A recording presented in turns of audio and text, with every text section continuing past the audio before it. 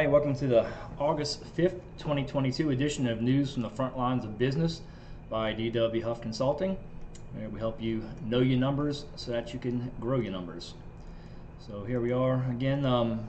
Friday is upon us, and it's going to be another week. This week's been a little bit exciting, though. Actually, we've seen some news coming in regarding this Inflation Protection Act. That's a bill that's being passed around. That's kind of some big news. But before we get into that, let's just talk a little bit about some items that have come up in conversations with clients. First one, now we've seen some other practitioners talk about this, is that economically most people are expecting to see definitely a slowdown economically. We're depending on which, I guess, political party you're involved in. You may or may not believe that we are in a recession,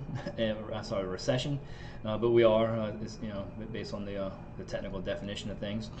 So so things could potentially be getting tighter.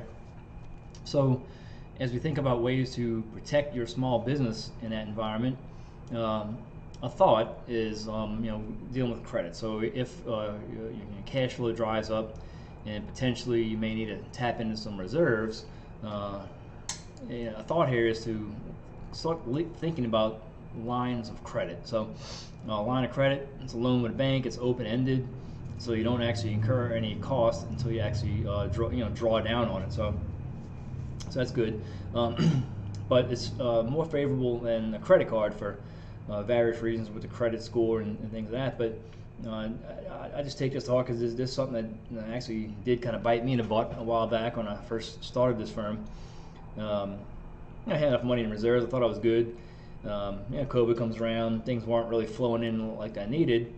But before I got to the point where I was attempting to obtain a line of credit, I had run up some credit card balances and run down my bank balances. And now, you go to the bank and try to get a line of credit, and like, credit cards are maxed out. You got a 80-point hit on a credit score, and it made it where the line of credit wasn't so off the table. So I had to do other things to fund things. But that old saying where the banks only lend you money when you don't need it is true, and definitely something to consider now. So if you find yourself in okay situation now, you may want to increase the available credit while you can right now, and just be kind of ready for whatever happens next. Because most of these lines of credit, just how they typically work, there's some kind of application fee, a couple $100 usually, and that opens credit usually for a year. So usually once a year you have to submit documentation to reestablish it. But other than that, no cost incurred until you actually draw something down. So we like that. Keep in mind, so there could be a slowdown coming, and we want to be ready for it if you can.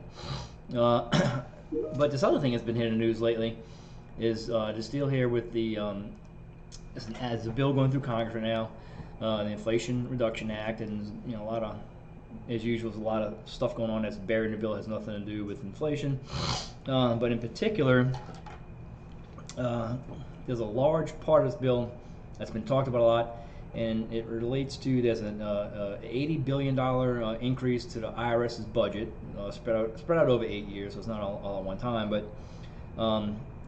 they they increase the funding that's being directed to the Internal Revenue Service if this thing passes, which I guess some people may say that's a good thing, right? Because we're hearing these horror stories, and I've experienced it myself, where when you need to get somebody on the phone to assist with something, can't get through on the phone, can't get through on a tax practitioner hotline. A lot of times it's difficult to get through and get any assistance on anything. And so it's a tax matter, some kind of administrative matter with e-filing, whatever it is, you expect a long, aggravating day when you got to deal with a lot of phone calls with the IRS. I think some people say, oh wow, 80 billion is good. They're going to hire some more people to help out, answering the phones and sending letters. Nope.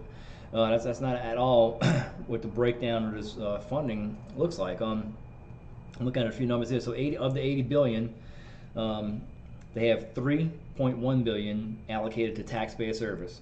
Right? So we're not even talking, geez, not even 0.5%. So nothing's going to taxpayer service, right? However, the enforcement agent part of it is getting 45 billion. The operations part is getting another 25. So the people that cause the problems, right? So our auditors and automated collection letters and all that stuff that goes out and causes all these headaches is going up exponentially. The majority of this money is going towards creating more problems, and barely any money is going towards fixing the problems and resolving the problems. So we expect that this is bad. And as a side note, how the computers and everything at the IRS they're getting constant complaints about how outdated things are with software and all that kind of stuff. Well, of this 80 billion, 4 billion is going towards system upgrades. So I'm blown away that this is even on a table here. So, some of the other possibilities here, I guess, is looking at where this enforcement money is going. It's going to be attacking small businesses. There are some other reports out there that show you how they're going to look at your small business owners, and a lot of people that find themselves in that lower end of the revenue range are going to be in the crosshairs now, dealing with increased scrutiny, increased headaches.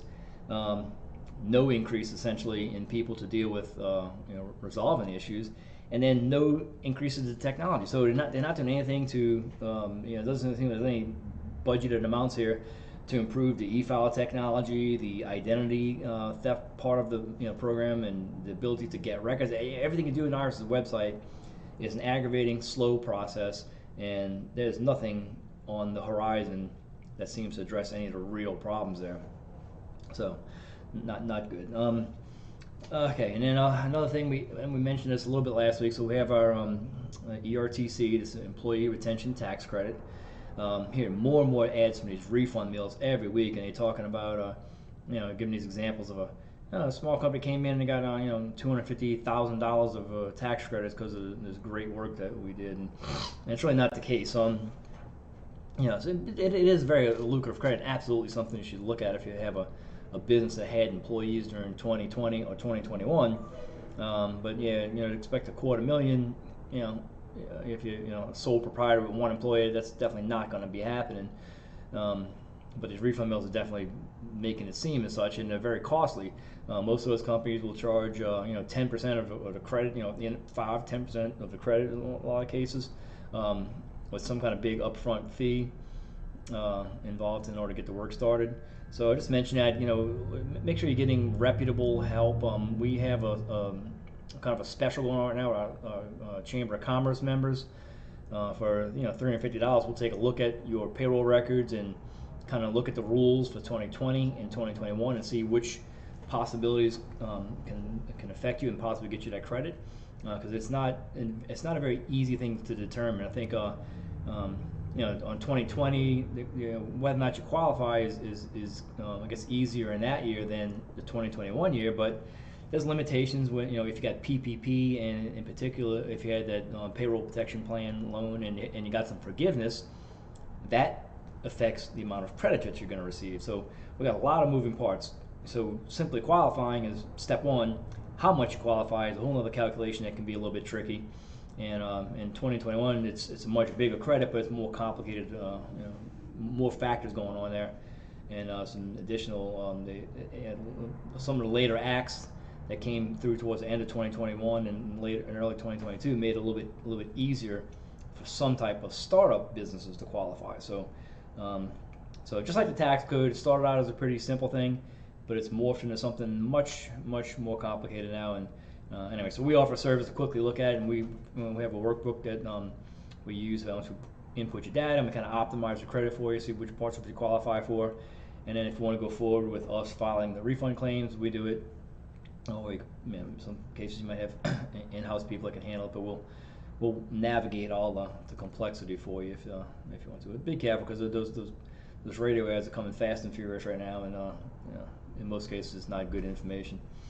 So. All right, so I don't have too much more to talk about on the accounting side, but I guess I got two closing thoughts this time instead of just the one. So first one, Stephen Covey quote here, and I guess it deals with staying focused on what's important. So for me, I had a very hectic week, and early in the week I had so much stuff going on, I just felt like I couldn't concentrate. So this quote popped up on, I don't know, Facebook, Instagram, something. I don't know, but anyway, the main thing is to make sure the main thing is the main thing. All right, so it's a reminder to focus on that thing that's getting you the most money, most profitability. Figure out how to delegate the things that are not the main thing, or just ignore them. So that's delegate, delete, or just ignore. Just kind of takeaway there. And another, I guess some bad news here. We had a couple people pass away this year that I know. I always hits close to home, but in particular, this case here, we got Mint Ralston here, who's a lieutenant in Marines, served with way back in the early 90s, back at 29 Palms. Came up with a weird lesion on his spinal stem and ended up passing away with lack of motor skills, and just a sad situation because the guy's my age, and instead of running and riding his bike and doing the same stuff that I'm able to do, he's comes down with this ailment that ended up taking his life, and it's really bummed me out. Another guy passed away this week. Bummed me out was a guy named Barry. I learned his last name was Smiley, but he's a local character here down in St. Bernard. You see him, he lives a few miles away from my office, probably about 6 miles or so away. But you would frequently see the man walking around, popping into various stores here. Sometimes people would give him a Coke or a beer or a sandwich or whatever and chat with him for a bit. But just always just kind of walking around, just like he didn't have a job that I know of. So I think he was just kind of living his life. But so if you ever known Barry, as everybody knew him, he passed away this week as well. So I guess it just emphasizes once again how short life really is in the grand scheme of things. So I guess don't let all the work and all the headaches and all the nonsense I just talked about get you down too much. So just be happy you're still here. So with that, we are done for this week, and we'll see y'all next week. Bye.